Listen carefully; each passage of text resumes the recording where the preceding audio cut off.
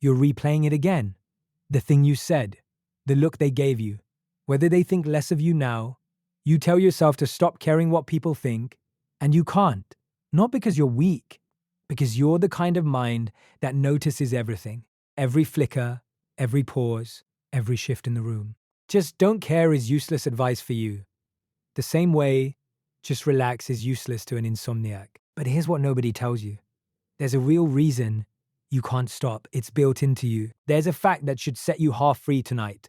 And there's a 2,000-year-old fix that isn't stop caring because that isn't actually possible. And it was never even the goal. Let me show you. First, you are not broken.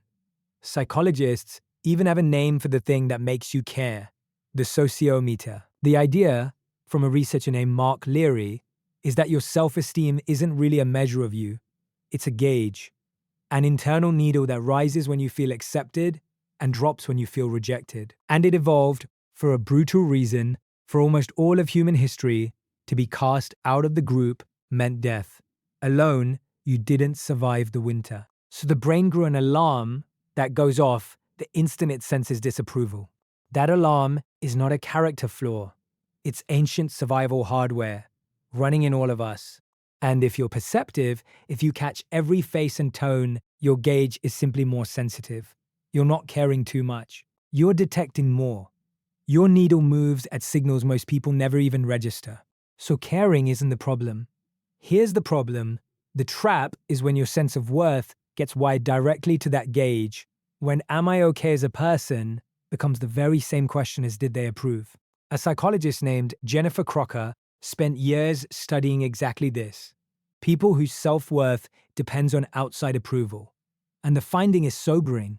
The more your worth rides on what others think, the worse your well-being, more anxiety, more fragility, a self that spikes and crashes with every reaction in the room. It's like handing the deed to your house to a stranger and then asking them every single day whether you're allowed to feel at home in it. That's not sensitivity anymore. That's surrender. Now here's the fact that should loosen the grip tonight. You are not being watched the way you feel you are. Psychologists call it the spotlight effect. In the famous study, researchers made a student walk into a room wearing a deeply embarrassing t-shirt and then asked, how many people in there noticed? The student guessed about half the room. The real number? About a quarter. Half the audience you thought you were performing for wasn't even looking. Sit with that. The spotlight you feel burning down on you is mostly imaginary. Everyone else in that room is starring in their own movie, worrying about their own t-shirt, replaying their own conversation. The crowd you're so sure is judging you is barely aware you walked in. And the strange thing is, a Roman emperor caught all of this 19 centuries ago without a single study. Marcus Aurelius wrote, privately, almost baffled by it, that every man loves himself more than all the rest of men, but yet sets less value on his own opinion of himself than on the opinion of others. Read that twice. We love ourselves the most, and yet we trust everyone else's verdict on us over our own. He even ran a thought experiment on himself. If you were forbidden to think anything you wouldn't say out loud the instant you thought it, he said, you couldn't last a single day. That's how completely we live for the watching. So what do you actually do about it? This is where Epictetus, who was born a slave and so understood better than anyone how little of life we control, hands you the cleanest tool in all of philosophy. He split everything into two piles. Things that are up to you, your judgments, your choices, your effort, and things that are not up to you. And in that second pile, he names it directly, your reputation. What other people think of you is in the most literal sense, not yours. It's assembled inside their heads, out of their day, their mood, their own wounds. You will never hold the pen. And then the line that is the whole key. Men are disturbed not by things, but by their opinions about things. It isn't their judgment that wounds you. It's your judgment that their judgment is the thing that decides your worth, which means the cure was never stop caring. You can't, and you shouldn't. The cure is to stop measuring yourself by the one thing you can't control, their opinion, and start measuring yourself by the one thing you can, how you actually act. Epictetus put it bluntly: if you ever turn your attention to externals so as to wish to please anyone, you have ruined your scheme of life. So don't. Decide what kind of person you want to be: honest, steady, kind. Then be that in your own eyes and let it be enough. When you do, other people's opinions don't disappear. They just turn into weather. Real, sometimes loud, but no longer the thing that tells you who you are. And to be clear, because this is exactly where people get it wrong.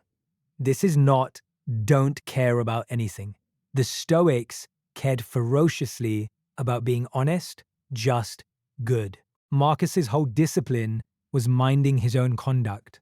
In his words, that it may be just and pure. You stop caring what they think, precisely so you can care about something harder and truer: who you actually are. That's the real reason the sharpest people can seem so unbothered. They didn't stop noticing, they notice everything. They just stop letting a room full of strangers decide who they are. You've heard me call it the inner citadel. This is it, exactly.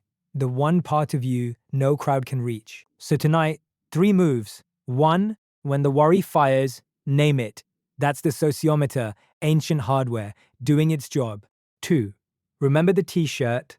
They are not watching half as closely as it feels. 3, ask Epictetus's question. Their opinion. Is it up to me? If it isn't, let it become weather. And then ask the one question that's actually yours to answer. Did I act with character today? That's the only one that counts. Seneca passed along a line from Epictetus that I can't shake, written to a single friend, not a crowd. Each of us is enough of an audience for the other. You were never meant to win the room, so stop trying not to care. Just bring the question home. Stop asking the room whether you're okay, and start answering it yourself. If you'd like to read the men themselves, Marcus's Meditations and Epictetus's Handbook are linked below. Take care of yourself and judge gently, starting with the person you'll answer to last, you.